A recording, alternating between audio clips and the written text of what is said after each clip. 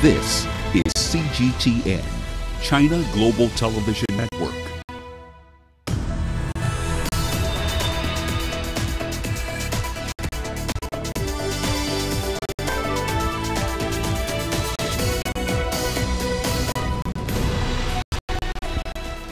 Hello there and welcome to Global Business Africa. We'll be giving you insight into Africa's business and financial markets. I'm Uche Okoronkwo, coming to you from Kenya's capital, Nairobi. Let's start with a look at the markets. Now, emerging market shares were down at the close of the week, posting losses for the first time in 7 weeks. Now, investors are jittery about slowing global growth as well as a lack of any clear sign of a resolution to the US-China trade war. Now, on the continent, South Africa's JSE in negative territory today, and that's after a sharp drop from petrochemical firm Sasol, which of course was offset by broad-based but marginal gains. Now, Sasol's announcement that headline earnings per share for the 6 months to end December will rise by about a third compared to the prior period. That seemingly disappointed investors in the market today. Now, also coming up on the show, Egypt's cabinet plans a fund to finance the development of state-owned enterprises. Gold miner Rio Zim is forced to suspend production in 3 mines over dollar shortages. And counting the cost of Brexit as Prime Minister May shuttles to end a deadlock on her divorce deal.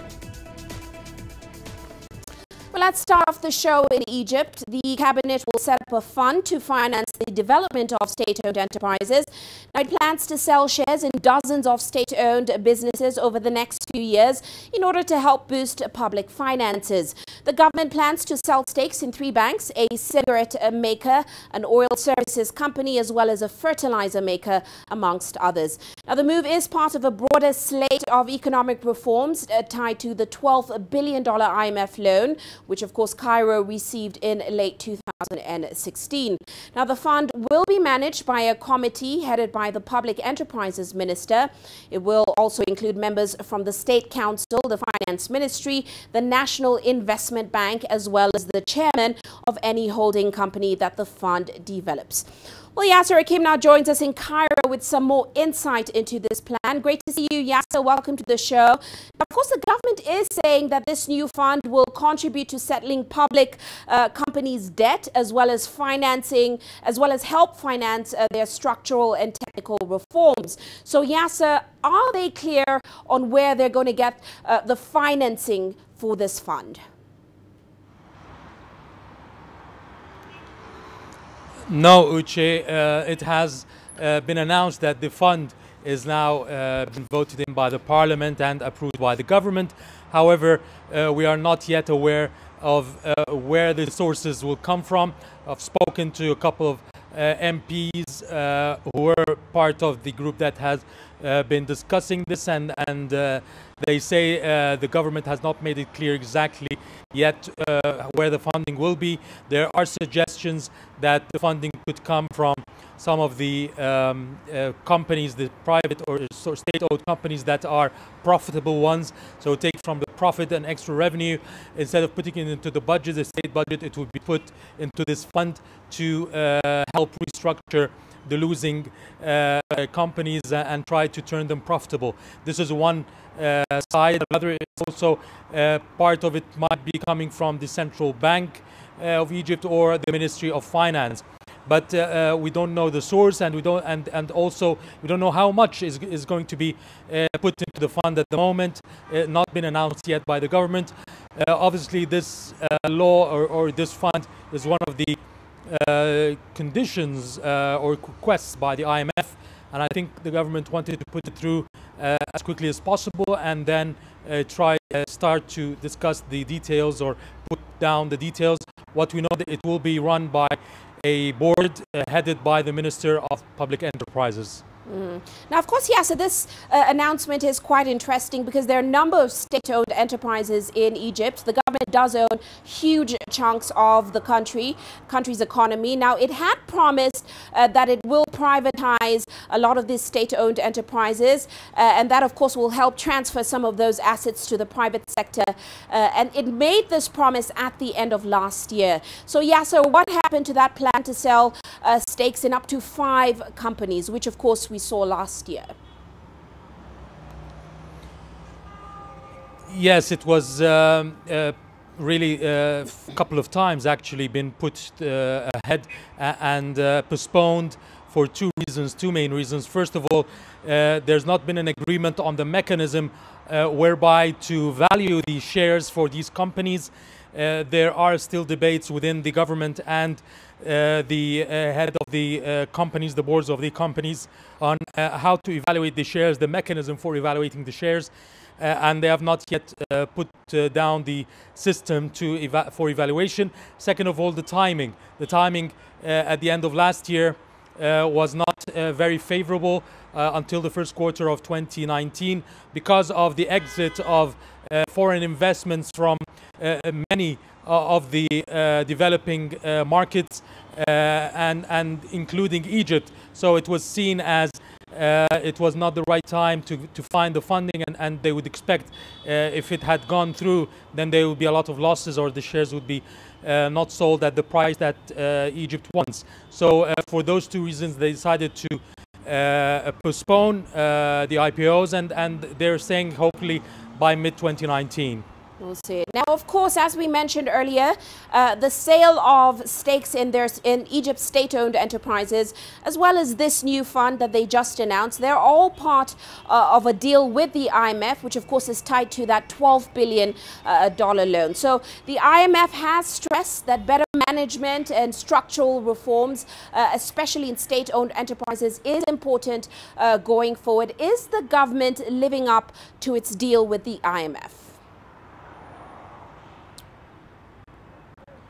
Well, it's slower than expected. It's trying to apply it now, like we've seen with the fund, we've seen with the announcement for the IPOs that has been postponed, and now they're saying it will be by mid-2019. All this should have been done last year. Now they're working on restructuring the capital of these companies and working on the manpower and improving the quality. And they're working on a faster pace now after the IMF has approved the latest tranche, the one before last, and the last will be in June. So they're working very fast to try to adhere to the deadlines after a lot of delays in last year. Well, many thanks, Yasser, for your insights there. Of course, Yasser Hakim joining us in Cairo. Well, let's stay in the country where the Petroleum Ministry has signed a deal with several banks in order to provide soft loans to people who want to convert their vehicles from fuel to natural gas. Now, the government hopes this can reduce consumption of expensively imported fuel, as well as create awareness to the more affordable natural gas. Here's CGTN's Yasser again with more on that. The government is in the final stages of a 5-year plan to completely eradicate subsidies on fuel. To make up for the hike in prices of fuel for consumers, the government has been trying to encourage car owners to revert their vehicles to natural gas. Nowadays, our production of the gas increased to 6.6 billion of cubic feet per day. Our consumption from the gas actually nowadays is 6 billion cubic feet per day. So we are actually saving a lot of we have extra productions. We have a very good chance for that because we have extra production for the gas. So the gas is very cheap. There's no pollution for the gas. If you use convert it to 100 buses from the fuel to the gas, it will save $1 million per year. So far, most of the people who have responded to the governments are taxi drivers. Mohammed tells me it's a better option for his work. The natural gas is extremely convenient. To fill the tank, it costs 1/10 than the fuel. The service and maintenance are also cheaper. It helped increase my revenue as my expenses have dropped. I would recommend it to anyone. The Ministry of Petroleum is covering 80% of the cost of transforming the engine to natural gas. There's not much difference in the driving experience between both cars, but because it's originally fuel, it's a bit heavy and doesn't pick up speed quickly.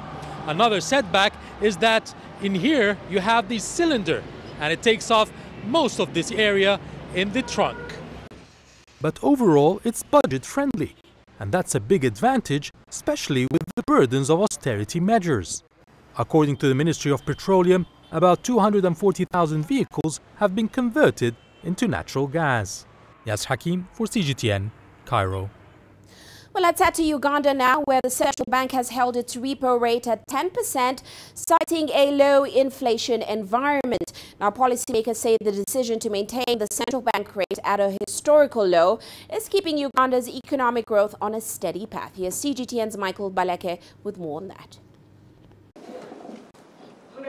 The central bank rate was first set in October 2018 and maintained last December. And the Monetary Policy Committee reasons that holding the rate at such record lows is expected to stimulate Uganda's growth. The economy is projected to grow by about 6.3% in fiscal 2018-2019 and remain on a steady growth path, steady growth trajectory over the coming years, with output trending above potential.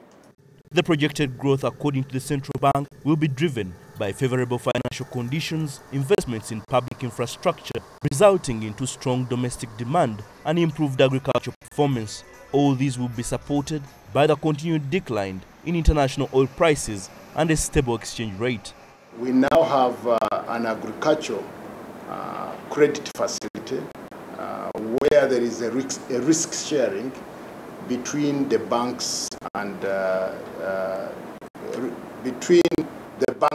government, and that has been supportive of lending to the agricultural sector, and it has been remained quite strong. However, the central bank says weather-related constraints to agriculture and delays in implementation of public infrastructure are risks to the projected growth. The rising trade protectionist agenda around the world could come with painful consequences to some African countries like Uganda. But Bank of Uganda is confident that the damage from the new international trade barriers would not be enough to dent this year's growth forecast. Uganda's export market largely depends on her neighbors. 2018 as a calendar year, we saw export to Kenya around $719 million of exports.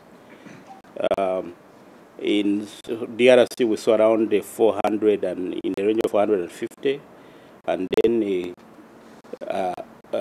South Sudan around 405. So the three main countries in the rank were those countries. The Bank of Uganda forecasts that inflation will stay within its policy target, driven by a stronger shilling and improved crop harvests after recent moderate rains. Michael Baleke, CGTN, Kampala, Uganda. Meanwhile, in South Africa, President Cyril Ramaphosa delivered his State of the Nation address in Cape Town on Thursday evening. Now, he spent about 2 hours speaking to the nation in both houses of Parliament, outlining what had been achieved so far and, of course, his plans for the next 12 months. Here's Angelo Coppola breaking down his speech for us. Much of Ramaphosa's speech was focused on the economy, jobs and education, but analysts say it didn't go far enough. It was by some distance far more comprehensive and detailed than what he delivered last year, and I think that's to be welcomed and it's a step in the right direction. However, the speech, when you actually look at the content, didn't seem to involve the kind of structural reforms that the president has been intimating. It was more of the same on a lot of big issues: the economy, education, corruption. Analysts were also expecting clarity on the situation at the state-owned entities. It maybe wasn't as dramatic as I suppose some people hoped for, and in addition, I also don't think there was a lot of clarity around what the plans are at this point in time. It feels like they're buying a bit of time in terms of some of the decisions that they've made. On the announcement concerning the unbundling of Eskom, Ramaphosa was careful not to mention the wage bill or retrenchments. Does rebundling mean that jobs are going to be cut, or does it actually mean it's a way of creating more positions in Eskom, because you are in effect, multiplying by 3 a number of positions that are there before if you separate it. One of the key concerns for ratings agencies is the bloated size of the country's cabinet and state departments. Ramaphosa had promised action in last year's address. I think the fact that he hasn't delivered on the hard details on that front is because there's an election and he's likely to cut a lot of departments and ministers, and that's going to lead to some intense unhappiness. While the speech was about the economy, economists don't expect growth rates to exceed 1.7%. Our own forecast is for 1.4% for this year, and I would say that I still stick to that, because the first half of the year is going to be a repeat of much of the same, and not a lot can change actually in this first half until after the elections. The 2-hour-long speech was a little short on detail and fundamental change in direction, but at least there were some action points. I'm Angelo Coppola for CGTN in Johannesburg, South Africa.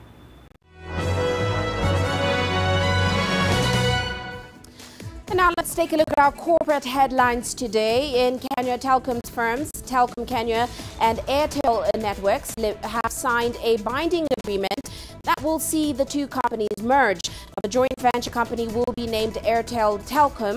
As per the agreement, both the partners will combine their operations in Kenya and establish an entity with enhanced scale and efficiency, as well as a larger distribution network and strategic brand presence. And staying in the country, Safaricom customers borrowed about $61.8 million in 1 month on the Fuliza overdraft service. Now, this is equivalent to an average daily lending of more than $2 million. This, of course, revealed a huge pent-up demand for instant microloans in the economy. The Fuliza overdraft facility is a partnership involving Safaricom, Commercial Bank of Africa, and KCB Group. And South Africa's Harmony Gold's earnings per share for the first half of the year could be up to 97%, of course lower than this time last year. The gold miner cited a $67 million depreciation charge, lower derivatives gains and unfavorable currency conversion hit earnings, while costs also rose 6%. However, Harmony said its production rose by 34% year on year, contributing to its operational free cash flow. Of course, that's thanks to its investments in its two mines. And Sony Corporation announced its first ever major share buyback worth about $910 million. The buyback helped its stock recover from a hammering days earlier when investors freaked out over lackluster earnings. Now, the announcement marked Japan's second major buyback this week, and that's after tech investor SoftBank Group scheduled the repurchase of about $5.5 billion in shares. Japanese firms have been increasing buybacks as investors call for higher returns in a country not known for showering its shareholders in riches. And that's a look at our corporate headlines. Well, let's head into a short break now. Still coming up.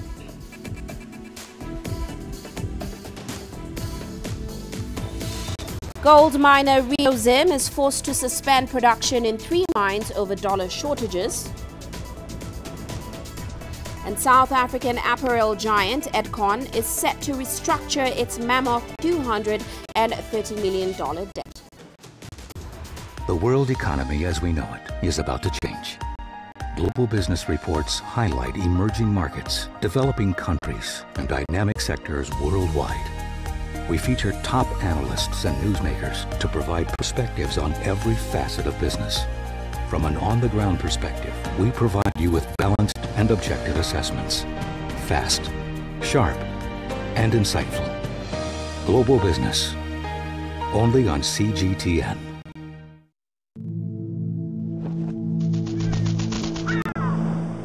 How will your world change today? What happens here?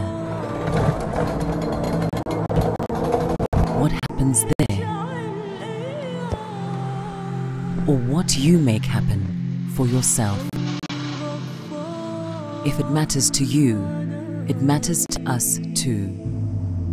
Your stories are the stories that need to be told. Africa Live. Find your voice. Africa is the nexus of enterprise, and Global Business will tell you why it matters. From the mega investment projects to multi-billion-dollar mergers and acquisitions. Africa today collects, just in terms of revenues from taxes alone, $545 billion a year. If you take 10% of that and you devoted to the energy sector. Problem solved. All this on Global Business, weekdays at this time on CGTN.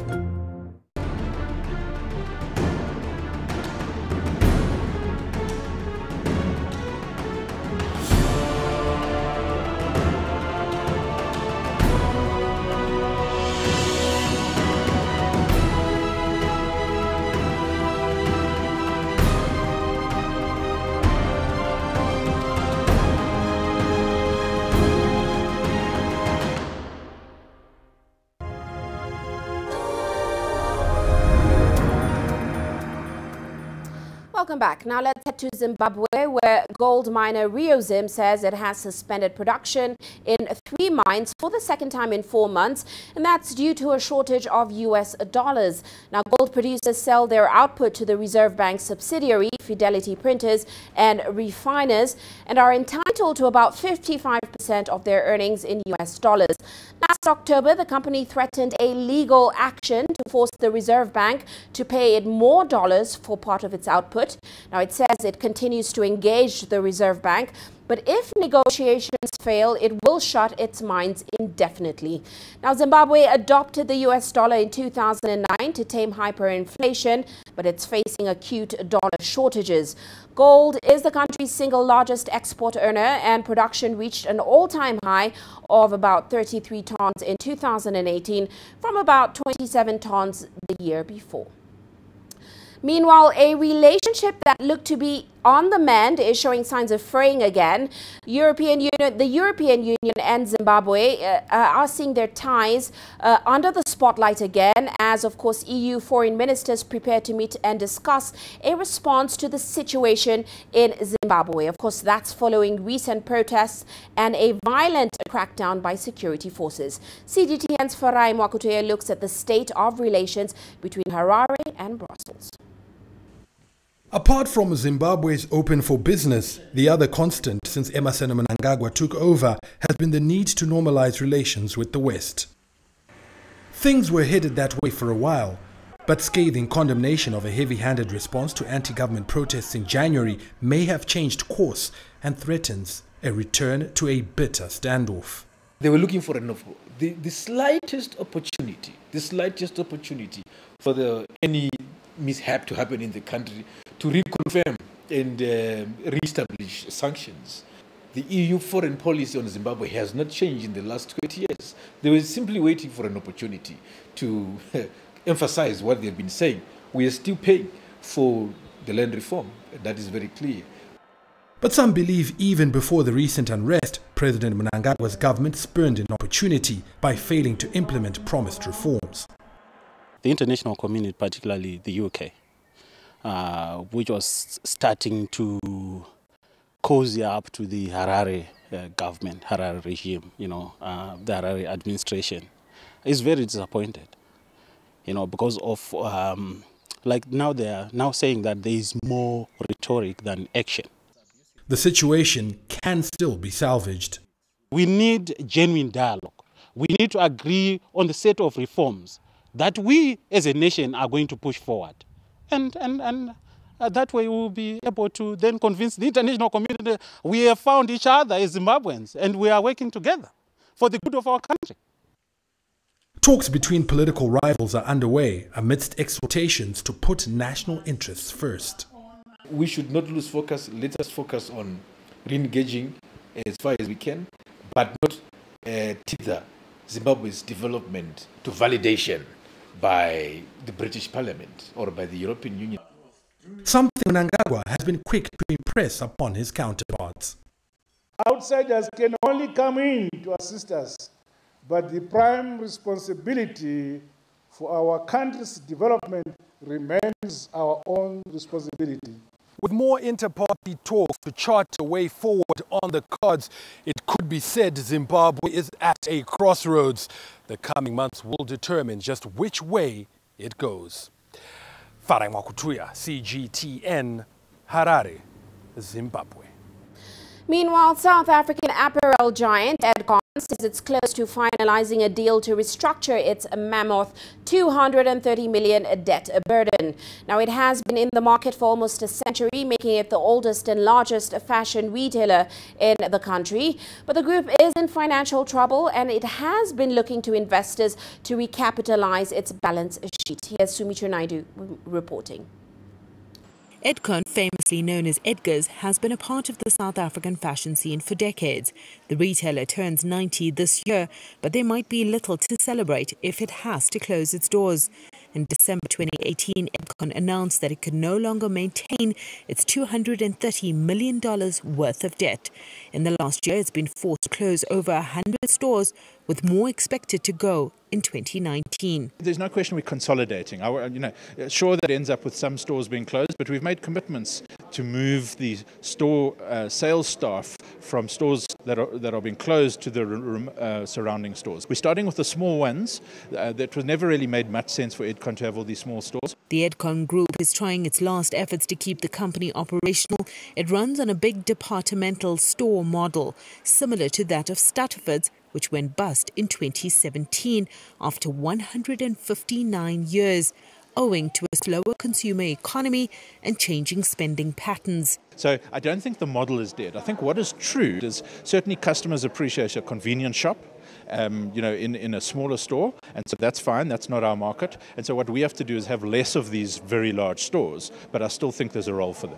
Edcon employs close to 140,000 people in over 200 retail stores across the country.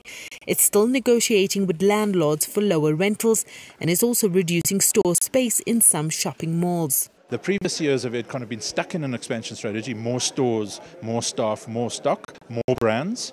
I have been tasked with less stores, less staff, less brands. The time of just opening up more stores and making more profits is over. This has happened everywhere else and around the world, and it's time for us to roll our sleeves and do the hard work. Edcon is hoping to finalize a recapitalization deal soon to keep it afloat until it returns to profitability, but it needs over $200 million. It's currently in talks with the Public Investment Corporation. It's tricky times though, because the PIC is dealing with its own troubles at this time. Sumitra Naidu, CGTN, Johannesburg, South Africa. Now, this January, Africa launched its first project financing facility for mini-grids. That, of course, the facility is called the Cross-Boundary Energy Access Project. Now, the new project will initially invest about $16 million into mini-grids, providing first-time power to about 170,000 homes and businesses. The program will focus on markets such as Tanzania, Nigeria, and Zambia. The Rockefeller Foundation and investment firm Seniath are the main financiers. Now, CBEA says it plans to unlock about $11 billion from investors to connect about 100 million people on the continent. I sat down with Managing Director of the Rockefeller Foundation's Africa Regional Office, Mamadou Biteye, to find out the potential the firm saw in funding this project. You see, in Africa, you have 600 million people unelectrified. At the same time, donors and other partners have committed about $600 million worth investment for mini-grids as an alternative or a complementary tool to the grid to fast-track access to electricity for rural and unelectrified communities. But it has been difficult to mobilize the private sector investment to match that. Though our partner Cross Boundary, according to their conservative estimates, estimate that about 100 million people can be reliably served by mini-grids. And this is why actually we have come together to provide this blended financing facility that would allow actually to de-risk the investment and spur more private capital to really show the way to unlocking the $11 billion that is needed actually to electrify 100 million rural households between now and 2030. Now, an interesting part of this project is you're calling it a blended structure or financing structure. You call it innovative as well. Yeah. And basically you say it's about combining concessional funds with non-concessional funds. Give us a sense of how that structure works and how it ties in with encouraging the private sector to invest. If you look at the model, actually it requires really significant upfront investment. And it's not the usual commercial return rates. And also the time to recover is about 10 to 15 years. So this is not necessarily for a very emerging asset class of investment, is not necessarily encouraging investors to actually provide money. And this is where actually development-focused debt combined with impact-first investment will come actually to provide that leeway for investors actually while the business model will improve through continuous innovation and other elements. Mini-grids could be the solution to ensuring access to affordable, cost-effective, sustainable, reliable, modern energy on the continent. As you mentioned, over 600 million people in sub-Saharan Africa still don't have access to electricity. How do you see mini-grids as a solution to our power setbacks? Could this be the solution that we need? You know, mini-grid is definitely part of the solution. It's not the only solution, but it is part of the solution in accelerating where actually it doesn't make yet economic sense for the grid to go. You know, for example, if you look at our population density in many of the African countries, in rural areas, by the way, we have more than half the populations now living in cities. So the population density in rural areas is not very high. And the cost of transmission and bringing electricity to those areas is very expensive, the transmission lines and all of that. So if you are making all those investments to come into villages of few inhabitants, it doesn't make economic sense. So yet our responsibility and the opportunity that access to electricity provides to those rural populations and to the rural economies to develop and strive is something that we cannot wait. And this is where smaller systems of grid systems come into play. Examples, the mini-grid, which actually will combine an energy generator with a smaller grid, usually different sizes, but some like can serve a 2-kilometer radius with grid quality energy. And moving on now, the CEO of the African Export-Import Bank is making his first visit to Tunisia since he took office in September 2015. Now he's attending the International Conference on Financing Investment and Trade in Africa. Following a meeting with the country's president and premier, Uche Okoronkwo announced a funding worth about $500 million in order to boost trade and investment opportunities in Tunisia. Here's CGTN's Adnan Shaushi with more on that story.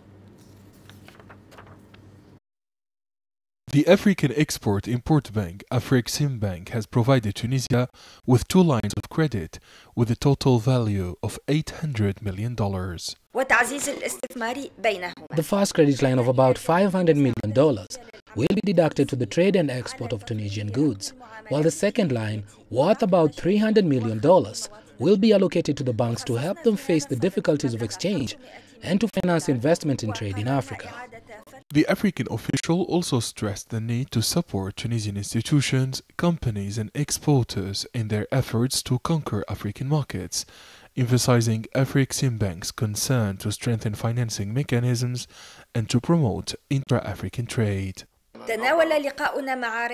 Afreximbank will support Tunisia to boost trade and support to other African countries and to increase investment on the continent.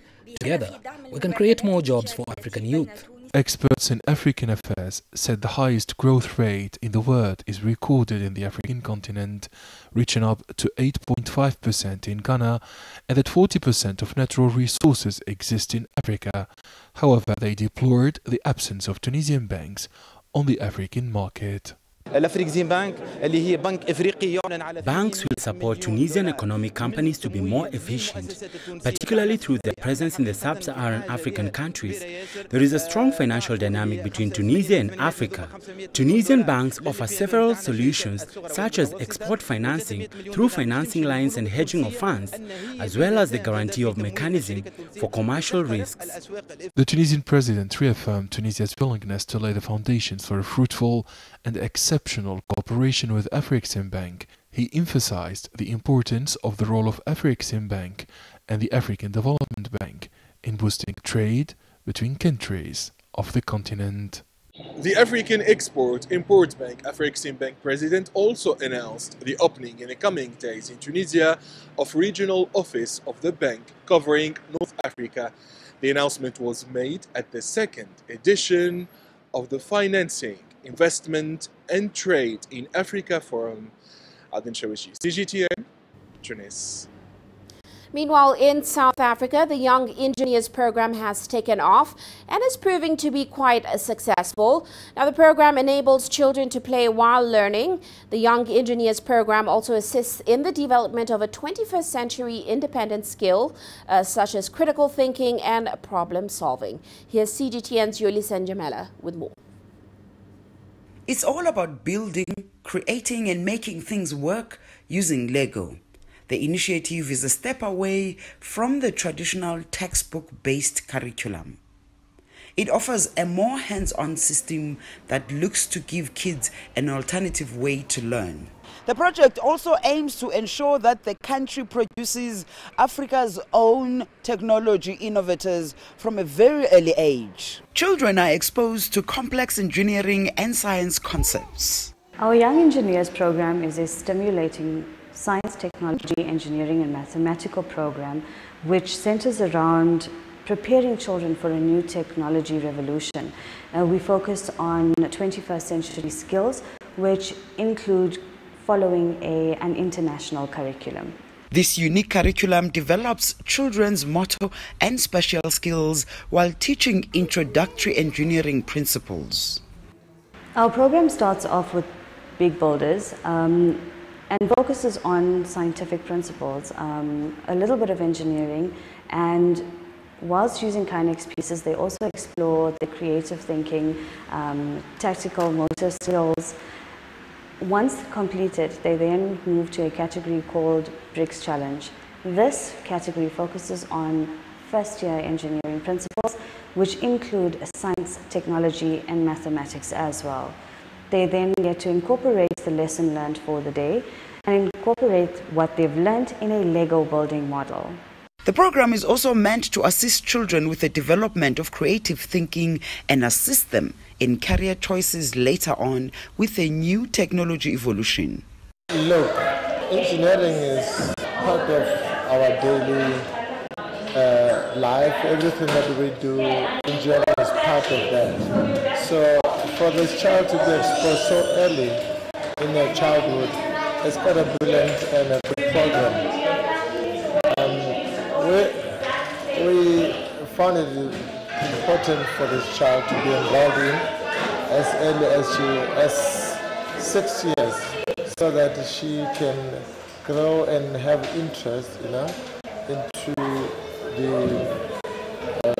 into the subject.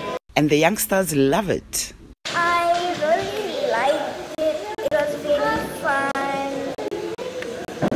And I hope my parents get to let me do this. When I grow up, I want to be a Lego builder and an engineer. Developers of this concept believe that these children will have an edge in the digital era as a result of being part of Young Engineers program. Yolisa Njamela for CGTN in Johannesburg, South Africa. You're watching Global Business Africa. Let's take a quick break now. Still to come.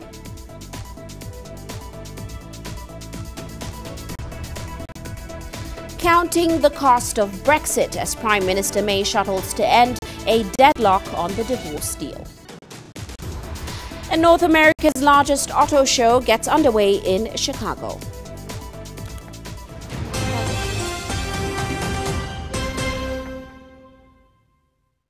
Business in Africa is at the crossroads. We celebrate those who are adopting and thriving despite the challenges, from grassroots to big businesses. Global Business takes you along for the ride as we track the making of a giant. Only on CGTN.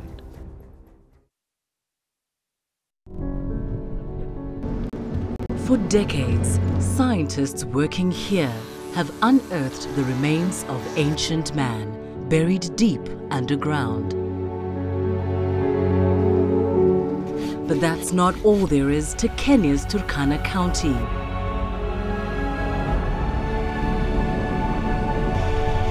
From February 5th, join CGTN's Wilkista Nyabwa for our 6-episode series as she explores the cradle of mankind.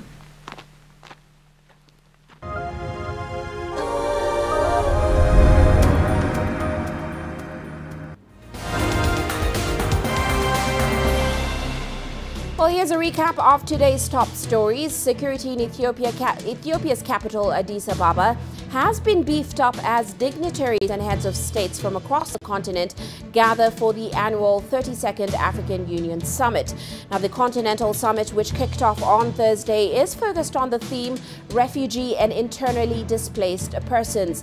Statistics from the UNHCR indicate that sub-Saharan Africa hosts more than 26% of the world's 25.4 million refugees.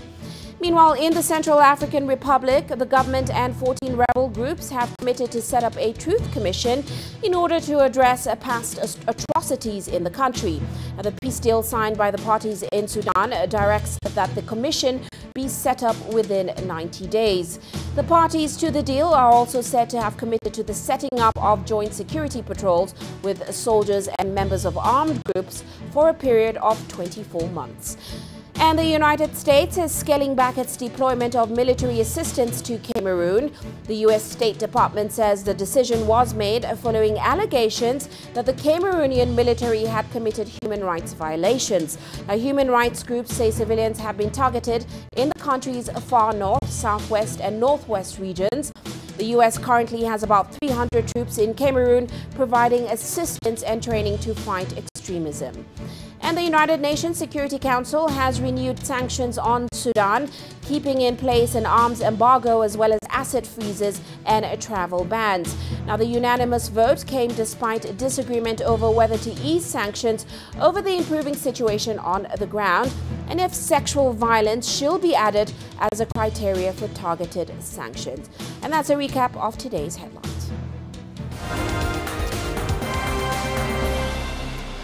Now, on the international front, after the decision to leave the EU was made, many institutions have tried to estimate the impact on the British economy once Brexit happens. The British government last November produced its own scenario. Here's what they forecast. Brexit will make the UK economy worse off is now official. The government's latest estimate says the UK economy could be up to 9.3% smaller after 15 years under a no-deal Brexit, the worst-case scenario in the analysis. Even in the best case, under a deal proposed in a 2018 white paper known as the Checkers deal, the hit would be 3.9%. An independent economist interviewed by the BBC said 3.9% of GDP means £100 billion a year by the 2030th. The government's estimates include other scenarios, including free trade deals with major economies, but that's far from guaranteed and can only shrink the impact to 6.7%. The 83-page document presented to the Parliament showed that in all scenarios, leaving means a weaker economy than remaining. 15 years is still far away, but the economic downturn starts today. British growth this year is likely to be 1.2%. That's below 2018's 1.4% and down sharply from the 1.7% predicted in November. And the fog of Brexit is causing short-term volatility in the economic data, And more fundamentally, it's creating a series of tensions in the economy. Tensions for business. The Bank of England said Britain faces the weakest economic growth in a decade this year, as uncertainty over Brexit mounts and the global economy slows. Yang Zhao, CGTN. And heading to Australia now, the Reserve Bank of the country has cut growth forecasts for this year and the next, citing the effects of a weaker housing market. Now, the central bank said growth will reach about 2.5% in the middle of this year, well down from the 3.25% it previously projected.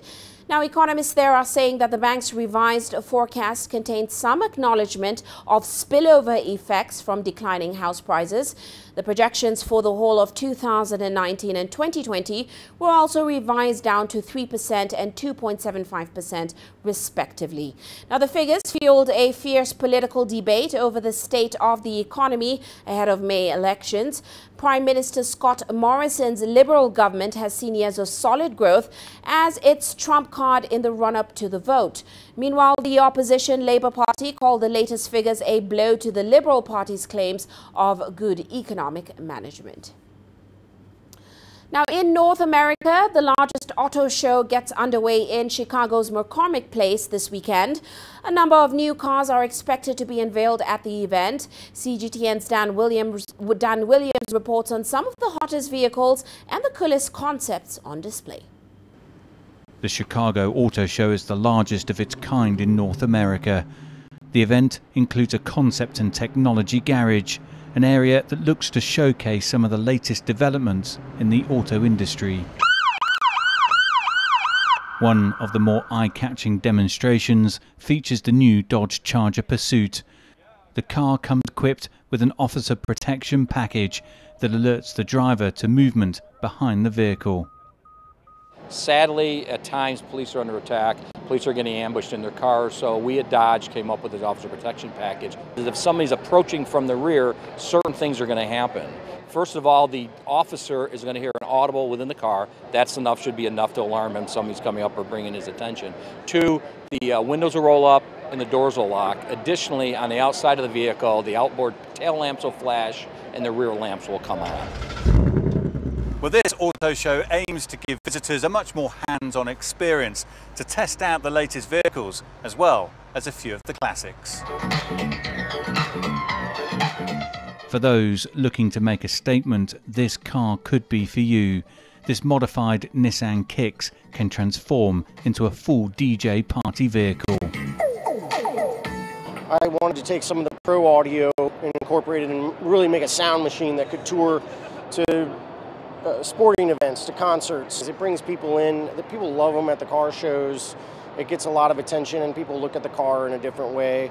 But if you're more of a tailgate party kind of person, then this could be more to your liking. This Toyota Tundra is equipped with a fully automated mobile pizza factory. Powered by a hydrogen fuel cell electric powertrain, it also produces zero emissions. Everybody loves a truck and everybody loves pizza, so why not, right? It came about because the CEO of Toyota and the CEO of Pizza Hut started discussing the possibilities of having fresh baked pizzas at your doorstep and doing it with very low or no carbon emissions. We probably scrapped 50 or 60 pizzas, and then it's like, oh my God, we made one. And we're every bit of it. We boxed it and pushed it out the side, and it was like, woohoo! In a pizza-loving city like Chicago, this truck could become the most popular attraction here. Dan Williams, CGTN, Chicago. Meanwhile, one of the world's largest automotive interior suppliers, Shanghai-based Yangfeng, believes that people will focus on the ambience inside of a driverless car and not on the vehicle's outside looks once they no longer have to concentrate on traffic. While CGTN's Mark New has more on Yangfeng's vision from Silicon Valley. At a special event in Silicon Valley, curious crowds line up to catch a glimpse of what could be the future. Shanghai-based Yangfeng, one of the world's largest automotive interior suppliers, unveils for the first time ever its vision of what the inside of autonomous cars will look like someday. Even before it arrives, you can see that it's cleaning itself. So there's a UV light that's sweeping the front table. So that's sanitizing all the high-touch areas. Vice President of Research and Design Tim Shi grants us access. The simple palm scan, the vehicle welcomes us, so we'll have our name show up or welcome whoever the designated rider is. Lights come on and the seats rotate to welcome us. The phone charger syncs, and a cup holder does the same. In front of me are the main controls embedded in the bamboo. So this is a touch screen here? It is. Okay. So you go this back to the menu, and you can do, for example, here temperature control as well. The controls also feature a technology from the company Noveto called virtual headphones, where music is played only for me. This is being sent only to you. Wow, I can hear music in my ear, yes. And he can't hear me. That's pretty amazing. That's hard to capture on video, but our camera can pick up a trace of what I'm hearing when we put our microphone next to my ear. Oh, I see you're also not wearing any headphones. Ride sharing of the future would not be complete without a comfortable back seat that can also entertain. You can just be close to the surface and it will react. Because in fact, the sensitivity is not in the surface itself. It's actually in the camera that's reading the space. The fabric with sensors inside is a technology developed by Yanfeng called Active Skin. I can actually touch it and change the mood that I'm feeling at the moment, or feeling more playful, I can even play some games. I could absolutely see scenarios where this is in my garage and I'm going up the coast. And today, as an experience, I don't want to drive. I just want to look. Yanfeng says 70% of the innovations in their concept experience are ready to go into production now. The emotional connection to a car has always been very strong. And it's very much driven by the exterior design and the act of driving. Now, the act of driving is going to disappear over time, and the exterior design is going to be less important. So what we're focusing on in our future vision as well is an opportunity to create that emotional connection to the interior. Hendricks says when passengers ride on a plane or a train, they're less concerned about how it looks on the outside compared to the ambiance inside. Yanfeng believes that idea will shift to the auto world too, as more people focus on enjoying the ride since they're no longer needed at the wheel. Work News, CGTN, Sunnyvale, California. Now, kombucha is a kind of beverage believed to have originated from northeast China. It may not roll off your tongue, but as CGTN's Francis Kaur tells us, it's a name on a lot of America's lips.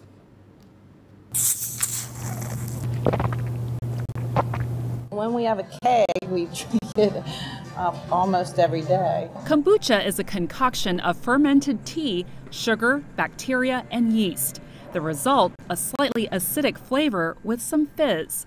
It's also said to have all sorts of health benefits. Some even call it the elixir of life. The kombucha is a nice, it just gives you that flavor blast. Christine Bourgeois has been hooked for a year and sees it as a nice alternative to classic drinks. And I drink a lot of water, but sometimes water, you have so much water and it just feels like, oh my gosh, more water. It is a fad, but it's not a bad fad. Charmaine Jones is a DC-based registered dietitian nutritionist with Food Jonesy. She says kombucha boosts your immune system and improves digestion. It's not a substitute for drinking water. However, it could be a substitute of, it could be a healthier alternative of eating pickles or eating kefir or yogurt. But she warns against drinking more than 340 grams a day and advises choosing brands with lower sugar content. 11 grams of sugar, which tend to be on the higher end. If you overconsume, you may feel a little GI distress, a little nauseous, a little bit of, you may feel dizzy. Kombucha typically averages between $2 and $4 a bottle, and that can really add up if you drink it often. So some are choosing to learn how to make it themselves. I loved having fun with all of the flavors. This is a kombucha class in Washington, D.C. It's run by Craft Kombucha, a kombucha brewery. Tanya Meinigo is the company's founder and CEO. I have been making kombucha for about 15 years. I have been obsessed with it ever since I discovered it at a farmer's market. She then started making it, and now her business, branded with her dog Guinness, is booming. It was a scary space for people and to try and get people on board. But I think now the tides are changing. For kombucha cravers like Tanya, I think it's beautiful. it's a fad that will never lose its fizzle.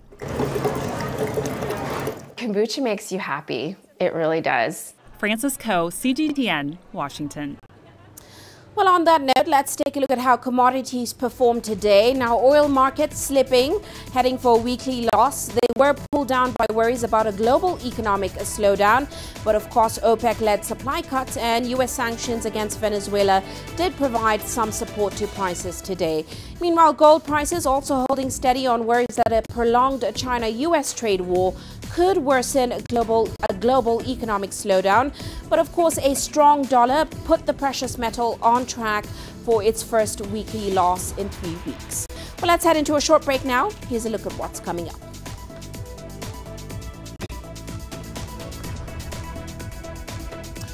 We take a look at the experience of setting up an e-hailing service in South Africa. You don't find the stories of North Africa sitting on the sidelines.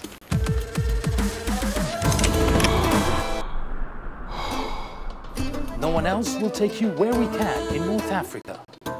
And no one else will show you what it's all about. CGTN, see the difference.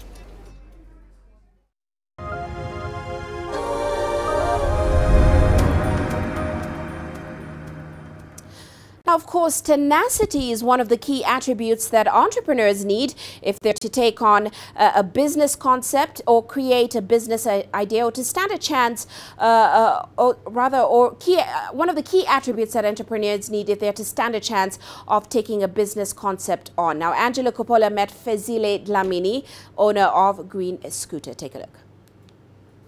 Dlamini has been from pillar to post, looking for funding for his project. Eventually, he decided he was going to put his own money where his mouth is and start another business to fund his dream. The key driver was the last mile experience from a transportation perspective, because I picked up that there's a gap within the market where one could try and tackle transportation through the use of clean energy, and obviously utilizing business model innovation as the overall model that I'm using. That's pretty much why I got into it. Like, I wanted to better the environment as well, and also create a business that can emancipate a lot of people in the process.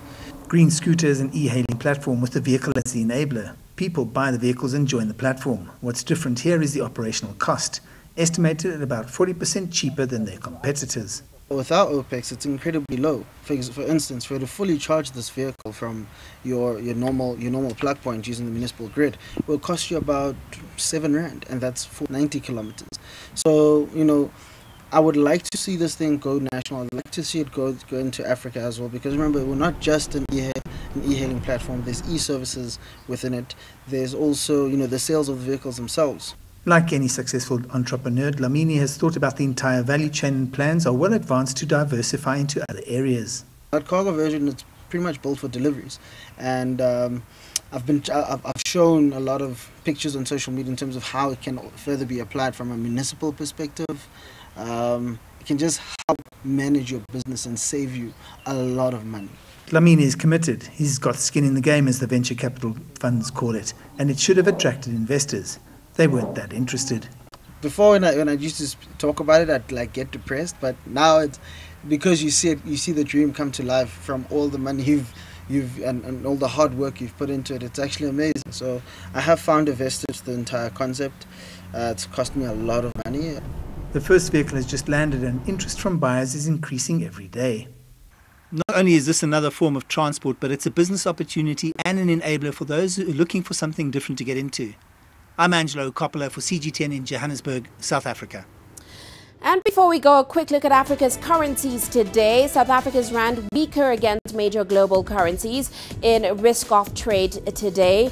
Now, of course, US-China trade war concerns continue to inject an air of gloom into the market.